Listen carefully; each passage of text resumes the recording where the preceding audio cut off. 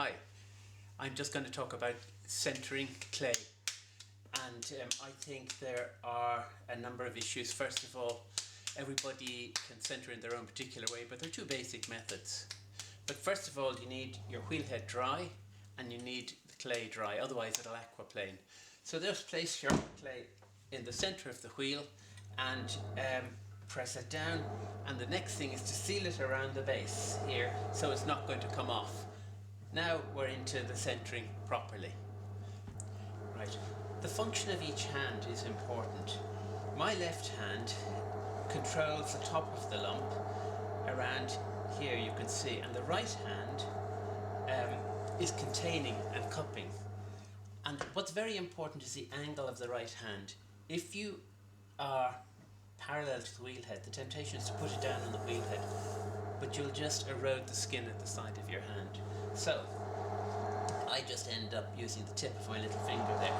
So a combination here, this is the Rambo method because I'm just using a bit of physical force and I'm putting it on center, like so. So it's on center. Now the guile method, and the advantage of this is that you're giving the clay a final wedge. I'm bringing the clay up, and I'll show you how I do that in a minute.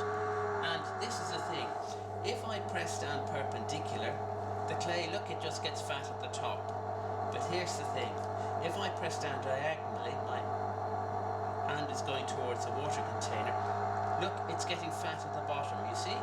So all I need to do is to contain it with one finger, and the clay should have found its way to center. So I'll illustrate that again with two hands in situ. So I'm pressing down diagonally into the cupped right hand, and there I am in business. Okay, so how do I comb the clay up?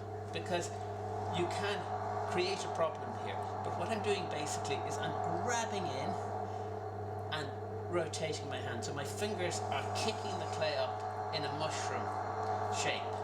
But when the left hand is in situ, you don't get a mushroom because this muscle here controls the rise of the clay, so you release it to come up, and that's very important because then I'm getting a dome.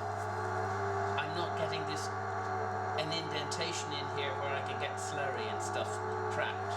So to show you quickly, and you'll notice that I'm using the wheel speed to my advantage. So there I have center. I don't know if that helps or not, or whether I've muddied the waters, but anyway, that's how I do it. And of course, what you're throwing is important. Does the lump of clay need to be very wide? So if it's a bowl, it's narrower. If it's going to be a plate, obviously you bring the clay out, and you notice a little finger here is controlling and containing all the time, and it's not letting any air or slurry get trapped. And I would just comment to say that usually when I'm throwing, I would use slurry much more than water, because when you add water to clay, it breaks down. Okay, so just to recap, there are two methods. The Rambo method, where it's muscular, where the left hand is pushing diagonally down, the left base of the left thumb is over the top, and the right hand is containing. That's the guile method, is when it is combed up and pushed down again. So good luck with centering. I hope it works for you.